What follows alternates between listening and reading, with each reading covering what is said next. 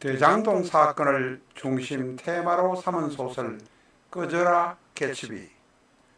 정치자금을 만들기 위해 불법적, 탈법적으로 부동산 개발을 마구잡이로 인허가 하는 야합을 만천하에 폭로하고 있습니다.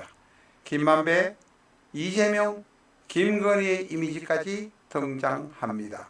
꺼져라 개츠비. 안녕하십니까, 라타로입니다. 이 시간에는 비전적 천수 174쪽에서 출발해서 병인의 특징 공부하는 시간입니다. 우리가 이 병인이라고 말할 것 같으면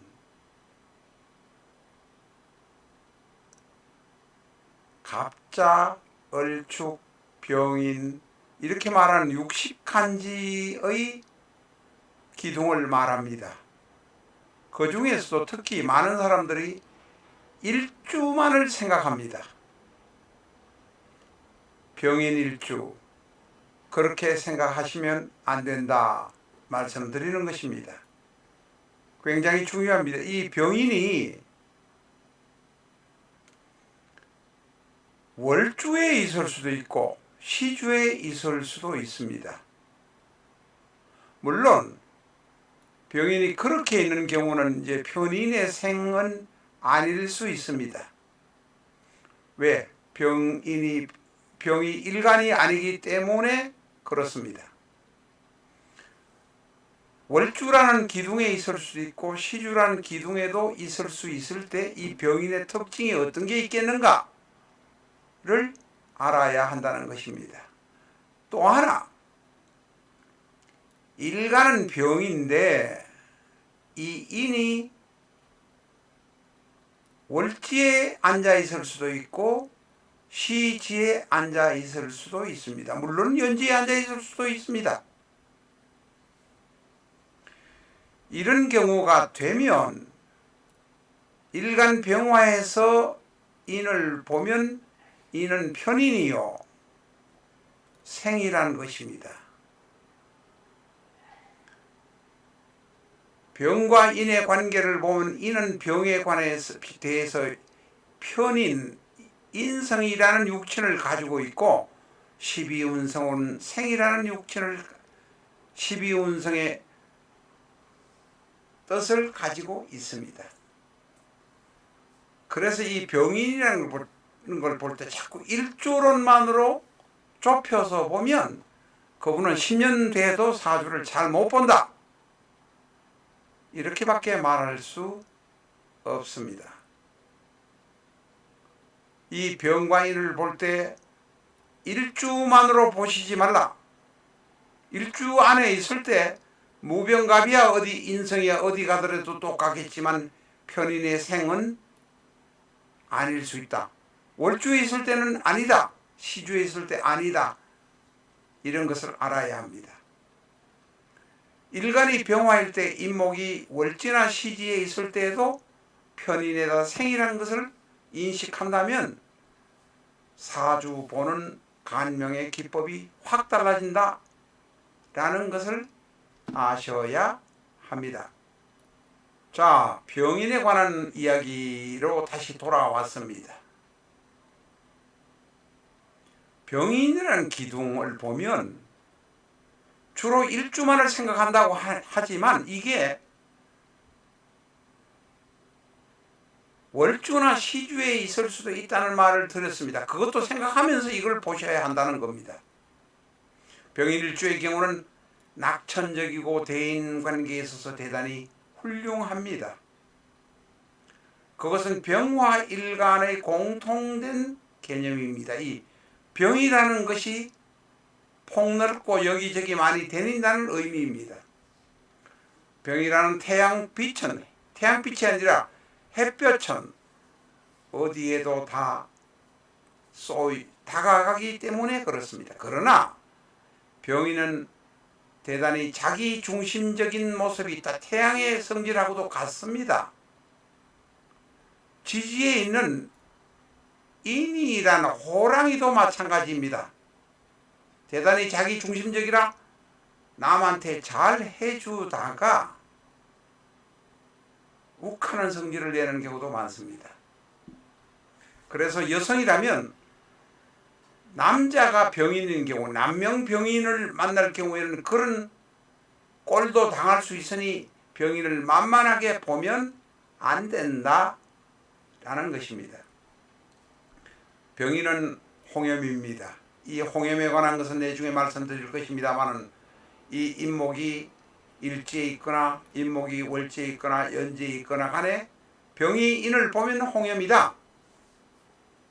홍염은 귀가 얇아서 잘 넘어가는 약점도 있지만 남으로부터 대단히 사랑받는 경향도 있습니다. 홍염이 둘, 셋 있으면 일간이 병이요, 시지, 일지, 월지에 홍염 이렇게 있으면 홍염이 셋인데 셋이 있으면 남으로부터 대단히 사랑받는 경향은 있다. 그러나 임목이 셋이 있어서 성질 꼬장 부리는 것은 그건 별개의 문제다. 이렇게 말할 수 있습니다. 병인의 경우는 어머니가 자신 옆에 바짝 붙어 있습니다. 어머니가 대단히 빛나는 사람입니다. 어머니가 자신을 위해서 정말로 애쓰는 어머니가 계십니다. 그래서 나도 어머니에게 또한 잘합니다. 전에도 말씀드렸습니다만 이 병인은 특별한 관계입니다. 임목은 병에게 목생화하는 것 같지만 그것이 아니라는 것입니다. 태양이 있어서 내가 있어서 어머니라는 큰 소나무가 자란다는 것입니다. 그러니 사주를 몇 달 배워가지고 목생화하면 따지면 어떡하겠다는 겁니까? 대지에 비치는 태양은 세상에 어디에도 빛을 비춰주기 때문에 어느 세상에 내 자식이 있어도 내 어머니가 있어도 내가 어머니를 향해서 애쓰는 자식이라는 의미입니다. 어머니와 아들의 관계가 대단히 유정합니다. 그런데 바로 이제 이 인목은 편히 있는 바로 효신입니다. 외골수의 어머니가 내 아내 자리에 앉아서 감나라 배나라 하면 집안은 이상한 방향으로 갈 수도 있습니다. 어머니의 간섭이 심하다 이렇게 말할 수 있습니다. 아버지와는 관계가 일단은 좀 먼 경향이 있습니다. 형제들이 모두 자수성가하고 남에게 얹히지 않는 모습이 병인의 모습입니다. 그것은 대단히 좋은 점입니다. 내가 병인이면 내 친구, 내 형제들이 다른 형제에게 민폐를 끼치는 경우가 상대적으로 적다라는 것입니다. 자력 성공형이 대단히 많습니다. 건강장수명도 많지만 고혈압, 우라병, 성질 급한 것 때문에 병이 생기기는 할 것입니다. 자, 이번에는 비전적 천수 179페이지에 있습니다만 병과 일반에 관계되는 이야기이기도 합니다만 여자의 명식일 경우에는 부성인묘 혹은 관성인묘, 남자가 만약에 병인 일주일 경우는 처성인묘 혹은 채성인묘라는 것이 있습니다. 이것은 곡히 임목만에 해당되는 것은 아닙니다. 병인에 해당되는 것은 아닙니다. 병화에게 임수는 편관입니다. 그런데 편관에 이 임수의 뿌리가 진토 안에 들어 있습니다. 개수로 들어 있습니다. 이 진토는 바로 개수를 품고 있으면서 신자진 수국 삼합이라 임수의 뿌리가 된다. 이렇게 됩니다. 진토 안에 있는 개수가 당연히 뿌리이지만 신자진 삼합이라 완전한 삼합 뿌리의 삼합국은 아니지만 개수가 들어있어서 임수가 진토 안에 뿌리가 있다는 것은 거꾸로 말하면 진토는 진술 충미이니 임수가 임묘되어 있다, 입고되어 있다라고 말할 수도 있습니다. 다시 말해서 병화의 일가 아닌 평관 임수가 진토 안에 임묘되어 있으면 여자 명식의 이 사주는 내 남편이 사집에 큰 덕이 되지 않고 지 볼일만 보러 다니고 지 재미를 향해서 쫓아다니고 나를 힘들게 할 수도 있다. 이렇게 말할 수 있습니다. 그러면 요 사이로 말하면 이혼할 수도 있다. 1년, 2년, 3년 만에 이혼하는 꼬라지를 볼 수도 있다. 이렇게 말할 수 있습니다. 다음은 이 병인이라고 병화가 있으면 된다고 말씀드렸습니다. 여자 명식인데 신금이 천간에 있고 축토가 지지에 있으면 관성인묘 혹은 부성인묘가 됩니다. 앞에서 말씀드린 것과는 반대로 나는 내 남자라면 이 남자라면 이 신금은 정제인데 처인데 처가 임묘되어 있으니 크게 도움이 되지 못하고 엉뚱한 짓을 하고 집안에 불편을 끼치는 경우가 많다. 남자인 남편에게 그런 경우가 많으니 이혼할 확률이나 쫓겨날 확률이 대단히 많다라고 말할 수 있습니다.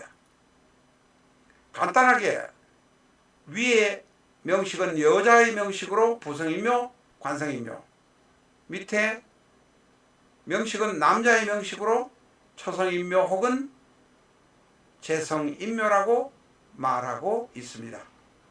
이런 경우는 사주를 유심히 잘 봐야 된다. 사주 공부하신 분 중에서 이 정도만 볼 줄 알면 그래도 손님으로 온 사람의 운명을 말할 수 있습니다. 라타로 TV에서는 큰 기업체의 비전적 천수 21세기의 주역점을 대량 납품했었는데 그 중에서 15% 정도가 당일날 요것만 받겠다면서 요것은 가져가라고 해서 반품받은 책이 있습니다. 반품받은 책이라 하지만 책 페이지 한 장도 열어보지 못한 깨끗한 책입니다. 책 밑에 볼펜 자국 같은 까만 점이 하나 있을 뿐입니다. 비전적 천수 반품분 65,000원, 21세기 주역점 반품분 32,500원, 새 책과 진배 없습니다. 구독자에 한해서 판매하고 있습니다. 연말까지만 할 계획입니다. 필요하신 분 주문하시기 바랍니다.